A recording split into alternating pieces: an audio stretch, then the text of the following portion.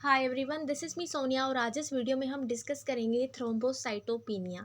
Thrombocytopenia एक blood related disorder है जिसमें प्लेटिलेट्स का अमाउंट डिक्रीज़ होता है। तो जब प्लेटिलेट्स का अमाउंट डिक्रीज़ हो जाता है तो उसकी वजह से जो कंडीशन अकर होती है उसको हम थ्रोम्बोसाइटोपिनिया बोलते हैं। ओके, अब डिस्कस करते हैं इसकी पैथोलॉजी, यानी जब बॉडी में प्लेटिलेट्स डिक्रीज़ हो जाते हैं तो उस दौरान क्या क्या होता है, बॉडी में क्या होता है।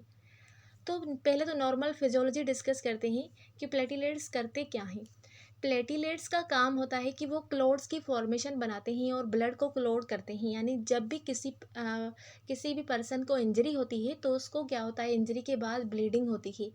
ब्लीडिंग जब होती है थोड़े टाइम के बाद, वो ब्लीडिंग अगर थोड़ी है तो वो खुद ब खुद स्टॉप हो जाती है। वो क्यों स्टॉप होती है?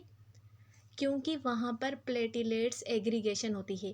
प्लेटिलेट एग्रीगेशन का मतलब है बहुत ज़्यादा अमाउंट में प्लेटिलेट्स क्लम्प करते हैं, क्लम्पिंग टुगेदर ऑफ प्लेटिलेट्स, जो कि एक प्लग की फॉर्मेशन बनाते हैं जहाँ पर इंजरी होती है।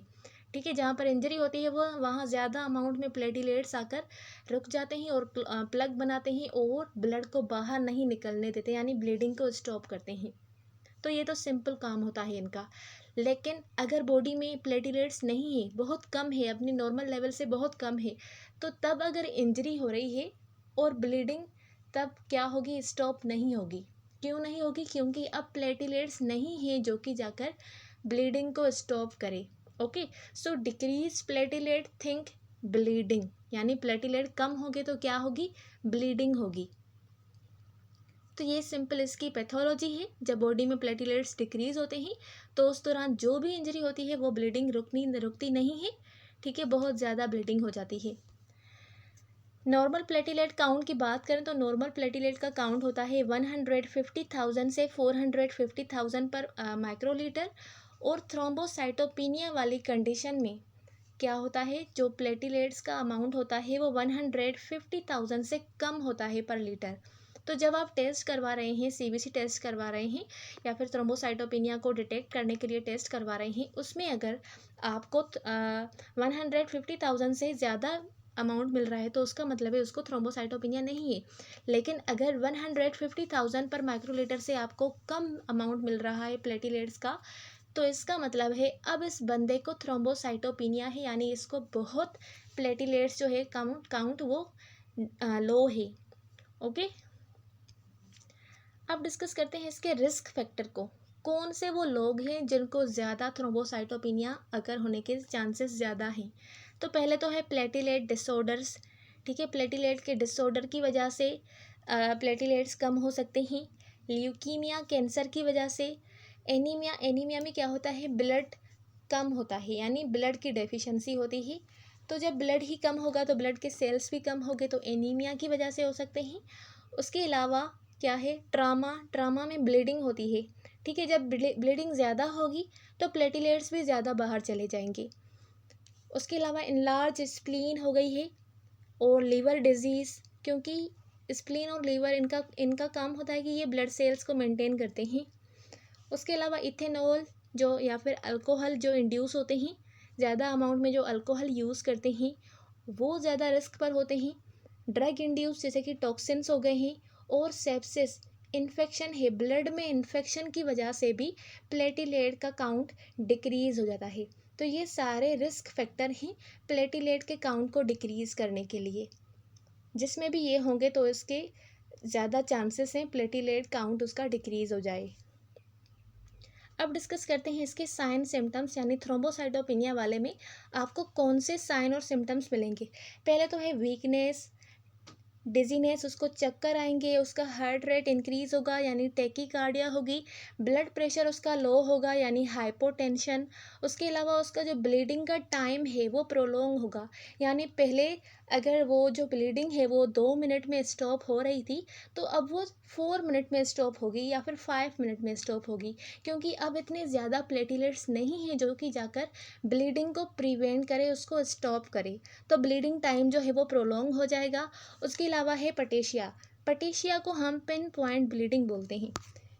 ये इसका डायग्राम है, इस तरह की ब्लीडिंग होती है, यानी जिसको हम पिन पॉइंट ब्लीडिंग बोलते हैं। ठीक है, इस तरह का स्ट्रक्चर अगर हो तो उसको हम बोलते हैं पटेशियाई। ये भी थ्रोम्बोसाइटोपिनिया वाले पेशेंट्स में देखने को मिलती है। दूसरी है पर्पुरा या फिर पर्प्यूरा। इस तरह की अगर ब्लीडिंग हो रही है और इस तरह के निशान हैं तो उसको हम बोलते हैं पर्प्यूरा। ठीक है, इस तरह की ब्लीडिंग हो, पिन पॉइंट भी हो और ज़्यादा जो है डिफ्यूज़ ब्लीडिंग भी हो स्किन के अंडर, और वो बाहर से क्लियरली नज़र आ रही हो तो उसको हम पर्पुरा बोलते हैं। देन लास्ट है ब्रूजिंग। अब ब्रूजिंग में क्या होता है, थोड़ी एरिया में जो है ना वहाँ पर ब्लीडिंग होती है और वो हमें स्किन के ऊपर क्लियरली नज़र आ रही होती है। ठीक है, इसको हम बोलते हैं ब्रूजिंग। ये भी थ्रोम्बोसाइटोपिनिया वाले पेशेंट में होती है, क्योंकि इनको थोड़ी भी इंजरी होती है ना तो ज़्यादा जो है क्या होती है, ब्लीडिंग होती है, और ब्लीडिंग को स्टॉप करने के लिए जो प्लेटलेट्स होते हैं वो कम होते हैं। उसके अलावा ब्लीडिंग होती है इनके गम से, नोज से ब्लीडिंग हो सकती है। उसकी अगर गर्ल्स हैं तो मेंस्ट्रुअल साइकिल उनकी हैवी हो सकती है, उनके स्टूल और यूरिन में भी ब्लड आ सकता है। तो ये वो साइन और सिम्टम्स हैं जो कि थ्रोम्बोसाइटोपिनिया वाले पेशेंट्स में आपको मिल सकती है। अब बात करते हैं इसके डायग्नोस की कि थ्रोम्बोसाइटोपिनिया वाले पेशेंट को आप किस तरह से डायग्नोस कर सकते हैं कि इस पेशेंट को थ्रोम्बोसाइटोपिनिया है भी या नहीं। तो पहले तो उसका ब्लीडिंग टाइम इंक्रीज़ होगा। हमें पता है ब्लीडिंग टाइम इंक्रीज़ क्यों होता है, जब बॉडी में प्लेटिलेट डिक्रीज़ होते हैं। तो पहली तो ये हो गई साइन, अगर जिसका ब्लीडिंग टाइम इंक्रीज़ है तो उसको क्या है, थ्रोम्बोसाइटोपिनिया है। दूसरी, उसका इंटरनेशनल नॉर्मलाइज रेशो और पीटी और प्रोथ्रोम्बिन टाइम जो है वो ये दोनों क्या होंगे, इंक्रीज़ होंगे। इंक्रीज़ तब होते हैं जब क्या होता है, ब्लीडिंग जो है ना वो ज़्यादा टाइम तक होती है। ओके। उसके अलावा हीमोग्लोबिन और हीमाटोक्रिट लेवल उसकी लो होगी। जब ब्लीडिंग ज़्यादा होगी तो ज़्यादा ब्लीडिंग में ब्लड सेल्स भी बॉडी से बाहर निकल जाएंगे, तो इससे क्या होगा, ब्लड में जो हीमोग्लोबिन है और हीमाटोक्रिट लेवल यानी रेड ब्लड सेल का परसेंटेज है ब्लड में, वो डिक्रीज़ हो जाएगा। उसके अलावा बोन मेरो एस्पायरेशन और बायोप्सी करके भी हम डायग्नोस कर सकते हैं कि इसको थ्रोम्बोसाइटोपिनिया है या नहीं, क्योंकि बोन मेरो में ही फॉर्मेशन होती है प्लेटिलेट्स की। ट्रीटमेंट की बात करें तो हम उनको प्लेटिलेट ट्रांसफ्यूज़ करेंगे, क्योंकि उनको प्लेटिलेट्स नहीं है इसीलिए हम आर्टिफिशियल बाहर से उसको प्लेटिलेट ट्रांसफ्यूजन करेंगे। और बोन मेरो ट्रांसप्लांट करेंगे, क्योंकि बोन मेरो में प्लेटिलेट्स की फॉर्मेशन होती है और बोन मेरो ही उस बंदे का ठीक नहीं है, तो उसके लिए हम उस बंदे को बोन मेरो ट्रांसप्लांट करेंगे, जिसके बाद वो ठीक हो जाएगा।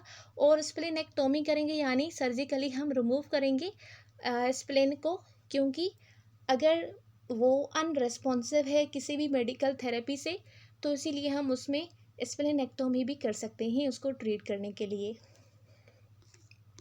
पेशेंट एजुकेशन की बात करें तो कौन सी एजुकेशन जो है वो पेशेंट को आप प्रोवाइड करेंगे, एज अ नर्स आपका क्या काम है, तो आपने उनको एजुकेट करना है कि वो ब्लीडिंग प्रिकॉशन को फॉलो करें। ठीक है, जितना ज़्यादा हो सके वो अपने आप को ब्लीड ना होने दें, क्योंकि जितना ज़्यादा वो ब्लीड होंगे उतना ज़्यादा जो है ना वो उनको थ्रोम्बोसाइटोपिनिया जो है वो वर्स हो जाएगी।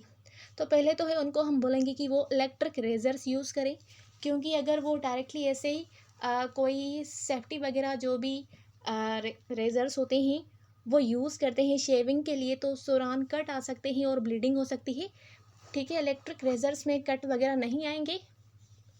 उसके अलावा हम उनको बोलेंगे कि वो स्मॉल गाज वाली नीडल जो है वो यूज़ करें, क्योंकि स्मॉल गेज वाली नीडल जो है वो स्मॉल होल करती है और ब्लीडिंग भी थोड़ी होगी। लेकिन जिसका मुंह ज़्यादा होगा, गेज जिसकी बड़ी होगी, तो वहाँ पर होल भी बड़ा बनेगा और ब्लीडिंग भी ज़्यादा होगी।